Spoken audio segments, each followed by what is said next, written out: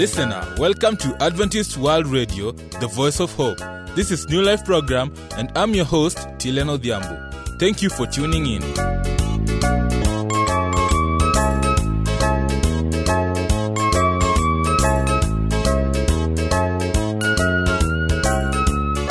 Get ready for another week full of nice, educative segments and music that will keep you joyful and high in moods.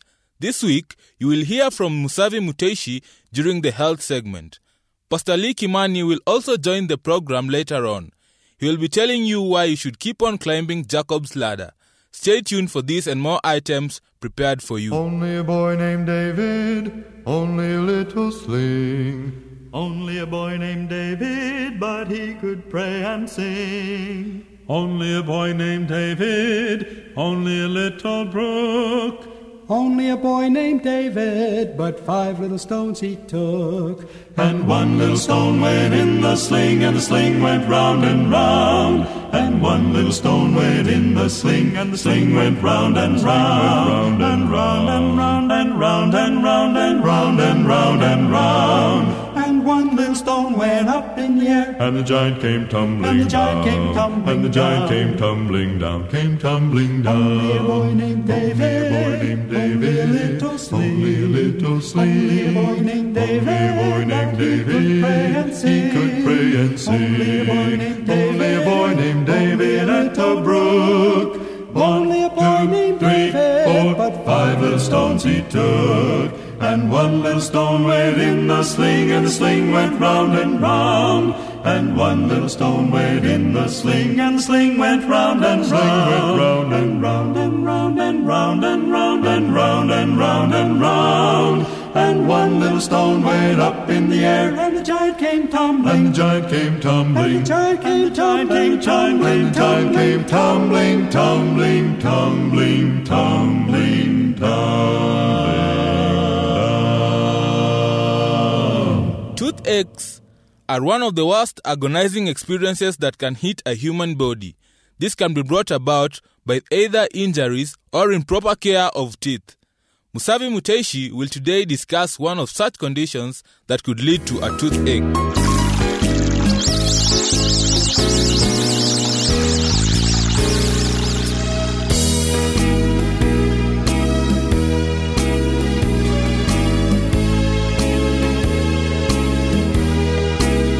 Hello, listener. Welcome to our program Health Nuggets. I am your presenter, Musavi Muteishi. Today we will talk about tooth decay. We were created with teeth to tear, cut, and grind the food we eat in preparation for swallowing. Chewing allows enzymes and lubricants released in the mouth to begin the digestion process. Our teeth are the hardest substance in our body, but tooth decay or dental caries has been a serious health problem for people in all nations since the beginning of time, and it remains the most common chronic disease in both children and adults. The World Health Organization estimates that 5 billion people worldwide suffer from tooth decay, even though the condition is largely preventable. For centuries, tooth decay was thought to be the handiwork of an evil toothworm that gnawed holes into the white enamel of the tooth, leaving behind pain and a deformed tooth. We now know that certain bacteria that live in the mouth discharge an acid that erodes into the enamel, starting the decay process. Once decay starts in the tooth, the only remedy is to drill out the decay and fill the tooth with a hard material.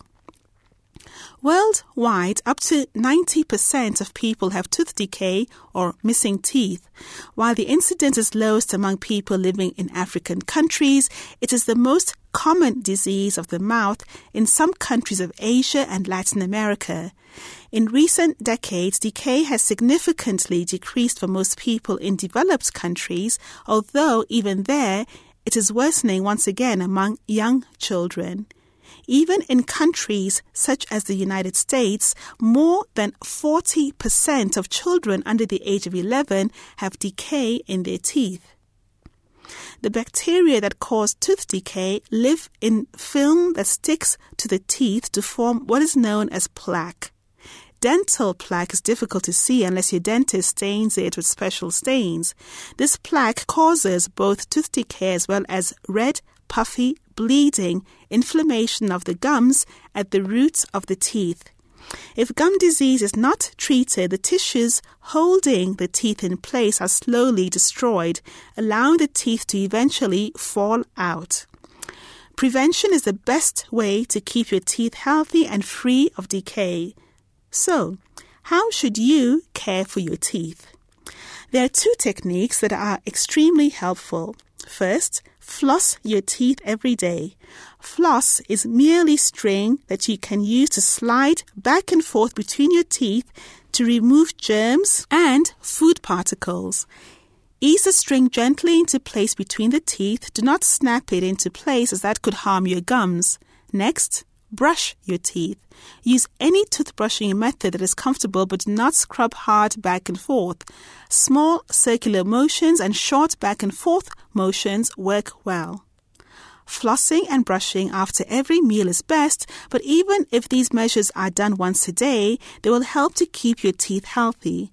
Flossing helps to prevent the development of inflammation of the gums that hold your teeth in place, and brushing removes the film of bacteria that causes tooth decay. There are also some things you can do to ensure healthy teeth in your child. As soon as their first tooth appears, begin cleaning it by wiping it every day with a clean, damp cloth. When more teeth come in, switch to a small, soft toothbrush. If you live in an area where toothpaste is readily available, protect your child's teeth with a toothpaste containing fluoride. Fluoride is important for fighting tooth decay, but there is an issue with using fluoride in small children. If children younger than age 6 years swallow too much fluoride, their permanent teeth may develop white spots. The American Academy of Pediatric Dentistry recommends using a smear of fluoride toothpaste for children under the age of 2 and a pea-sized amount for those aged 2 to 5 years. Children older than age 5 can use fluoride toothpaste without concerns. Also, encourage your children to eat regular, nutritious meals to prevent tooth decay. Avoid frequent between meal snacks and sweet, sugary snacks. The bacteria that cause tooth decay use sugar to create the acid that causes the decay. Let us consider for a moment people who live in an area that lacks access to dentists or even such basic supplies as toothbrushes or toothpaste. How can they keep their teeth healthy? Advice from my personal dentist is that if you don't have access to a toothbrush, using something that has a little abrasive quality will work, even a moist rag or a clean piece of cloth. It can be moistened and used to rub over the surface of the teeth. A finger works well if you do not have a cloth available. If you must brush your teeth using a wet cloth or your finger, you can pour fine grit sand onto the wet cloth and apply that to your teeth. Common remedies used before the introduction of toothpaste included the use of baking soda or salt, and these products work well. These methods are very inexpensive and they decrease tooth decay by about 1/3. To summarize, God created us with teeth that can serve us well our entire lives if we care for them. Avoid foods with a lot of free sugars, foods such as candy, sodas, and highly refined foods containing high fructose corn syrup as a sweetener. Floss and brush your teeth at least daily with materials even as primitive as a moist, clean cloth wrapped around your finger or your finger itself dipped in fine grit sand if you have to. Start brushing your baby's teeth as soon as they erupt from the gums. You may be able to avoid the tooth decay that will destroy your teeth. Health Nuggets is written by Dr. Richard Uckel, a medical doctor working in the United States. The medical views expressed in this program are his and may differ for your particular health needs. If you need medical advice, please consult a medical professional in your area. Thank you for listening.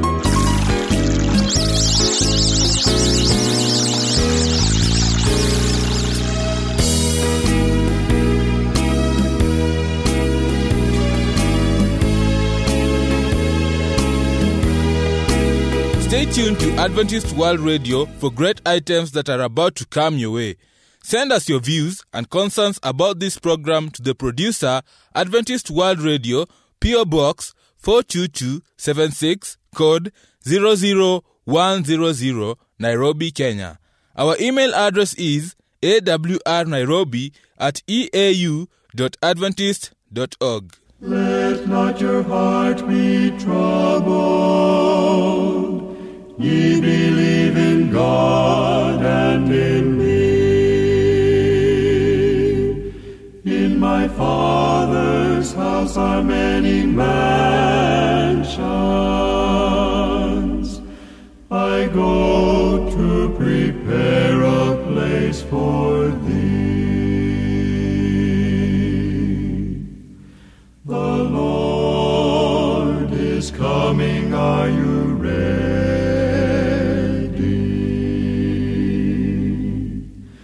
The Lord is coming, are you ready?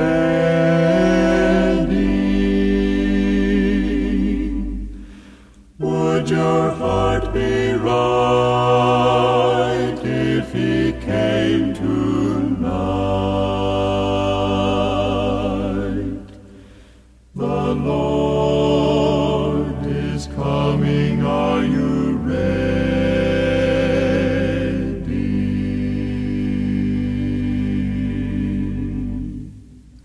Why will you wait, my brother? Promises of God all are true. Jesus bought your life on Calvary's mountain,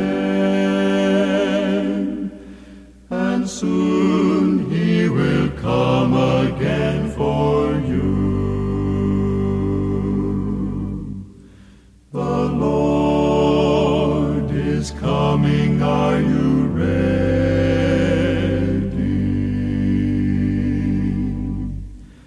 The Lord is coming, are you ready?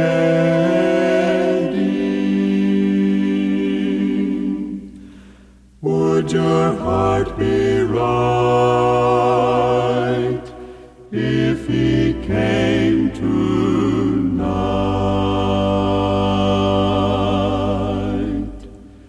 The Lord is coming. Are you ready?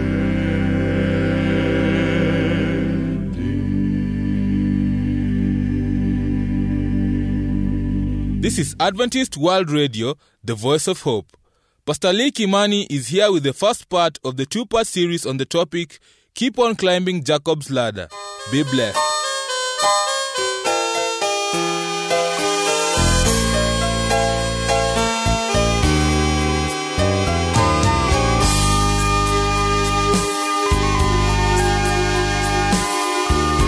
Hello, my friend. Welcome again as we continue our journey together. My name is Pastor Lee Kimani, and I will be taking you through this journey of passage of Scripture. Today's passage, I would like us to consider a title considered, Give Me What You Have, Keep on Climbing. And this comes from the book of Genesis chapter 28 and verse 10. And it reads, Jacob left Beersheba and set out for Haran. When he reached a certain place, he stopped for the night because the sun had set. Taking one of the stones there, he put it under his head and lay down to sleep. He had a dream in which he saw a stairway resting on the earth with its top reaching to the heavens, and the angels of God were ascending and descending on it. There above it stood the Lord, and he said, I am the Lord, the God of your father Abraham, the God of Isaac. I will give you and your descendants the land on which you are lying. Your descendants will be like the dust of the earth, and you will spread out to the west, to the east, to the north, and to the south. All peoples on earth will be blessed through you and your offspring. I am with you and will watch over you wherever you go, and I will bring you back to this land. I will not leave you until I have done what I have promised. When Jacob awoke from his sleep, he thought, surely the Lord is in this place, and I was not aware of it. This passage, I would like us to share the song by Howard Thurman, which says, we are climbing Jacob's ladder. We are climbing Jacob's ladder, soldiers of the cross. This tune, though simple, is composed of a disturbing melody. It gathers all the hopes of human dreaming. It is a tune which enables heaven-bound singers to march through misery of slavery. We are climbing Jacob's ladder. Even in this age, it keeps coming back to the hallways of our mind. We are climbing Jacob's ladder, soldiers of a cross. We cannot approach the deeper meaning of this spiritual song born out of the crucible of pain and agony till we understand, my friend, the biblical context from this passage. The story of Jacob is historically fascinating. You see, God kept his promise to Abraham and Sarah long after their reproductive years had come to an end. And soon they had a son named Isaac. Isaac took a wife named Rebekah, and to this union they had twin sons whom they named Esau and Jacob. You will recall as we read this story that Esau and Jacob, when they were born, Esau was the firstborn and Jacob was the secondborn. The fact that Esau was the firstborn was significant because by right of birth, in the Hebrew culture, Esau would succeed his father as the head of the family clan. And yet, even in the birth process, while Esau and Jacob were making their way down the birth canal, Jacob grabbed hold of Esau's heel, trying to gain a position of superiority and preeminence over his brother. You see, the name Jacob means he clutches. The name Jacob means one who is a supplanter. The name Jacob through history conjures up images of one who is identified with deceit and duplicity. The name Jacob is identified with a man who gained the birthright from his father through craftiness, deception, and guile.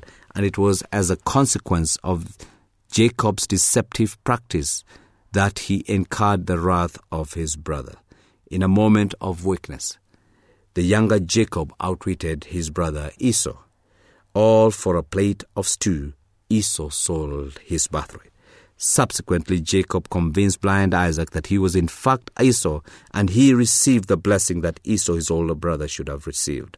As a consequence, the Bible records in Genesis 27:41 that Esau hated his brother because of the blessing his father had given him. And he said to himself, the days of mourning for my father are near, then I will kill my brother Jacob. So Jacob was in jeopardy. Jacob could not stay, and so Jacob left. And so Genesis 28:10 records that Jacob left Beersheba and set out for Haran.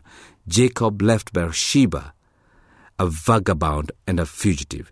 Jacob went out on that dusty road to Haran with guilt as his only companion.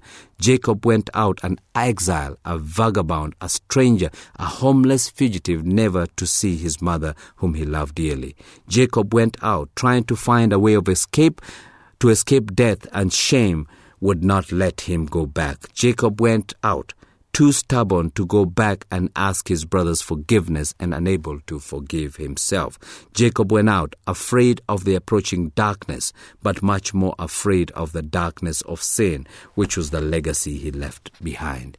You see, in the life of Jacob, my friend, God did not condone the act of deception, but he overruled it. And that's how God works with our lives. He sees us where we are. We gain the birthright that we have by craftiness. We sin against him. and we find ourselves alienated and isolated, not only from God, but also from our families. And it is in the darkness of despair, when it pressed upon his heart, when Jacob hardly dared to pray, that God came very close to him. You see, our lives are most times shattered by the consequences of our actions. And that is what happens to all of us. We sin, and the consequences of our sins will finally catch you. And we, like Jacob, find ourselves far from God, our Father, and far from those whom we have offended. Many of us find ourselves isolated from our loved ones, and the darkness of despair is too much to bear. We, like Jacob, find ourselves unable to pray. But I came here to let you know that when you pray, everything will be all right. So Jacob was far from the safety and security of home, isolated from his beloved family, feeling abandoned by God, hardly dared to pray, but he was so utterly lonely that Jacob knew that he needed God like he never needed him before. I pray today that you will feel the need for God like you've never felt before. You see, Jacob had lost all confidence in self, and he feared that God, the God of his fathers, had cast him away. And it was right there, between Beersheba and Haran, that Jacob fell asleep. There are times in our lives that we also need to fall asleep between our Beersheba and our Haran, a place in the middle of nowhere, a place where we feel isolated, between our crisis of yesterday and our anguish of tomorrow, our anguish of today and our uncertainty of tomorrow. We need to fall asleep like Jacob fell asleep. His twin brother had become his mortal enemy. He wondered if he would ever reach his destiny safely. He longed to fellowship with his father and his mother again. I don't know what kind of sleep Jacob slept, but the Bible says that Jacob slept with the rocks to serve as his pillows. He slept with only dew to serve as his blanket. He slept the sleep that makes you wet your pillow with nervous sweat and salty tears.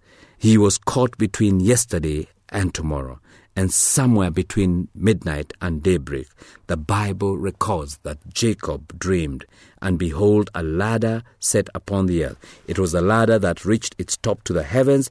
It was a ladder that spanned the time with the timeless. It was a ladder that stood in the infinite and reached the finite and reached the infinite. It was also a ladder that had angels descending and ascending on it. And ever since, we, like Jacob, have been singing, we are climbing Jacob's ladder. You see, that ladder was a visible symbol of the real and uninterrupted fellowship between God in heaven and his people on earth. The angels descend to present your needs before God and descend with promises of divine assistance. So today, as we look at Jacob's life, I wanted to invite you to stand between your midnight and your tomorrow, and to allow God to speak to you through the life of Jacob, to allow God to lift you up so that you also could be climbing Jacob's ladder. Come back again for our part 2 as we share the story of Jacob and the experience and the victory he had, so that we can also be climbing Jacob's ladder. May God bless you.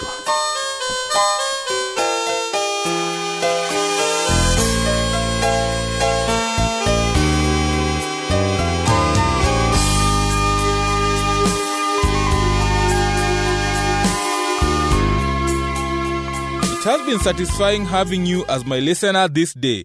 Do join me again here at Adventist World Radio, the Voice of Hope. If you have any comments, suggestions, or opinions about this program, send them to the producer, Adventist World Radio, P.O. Box 42276, code 00100, Nairobi, Kenya. Our email address is awrnairobi@eau.adventist.org.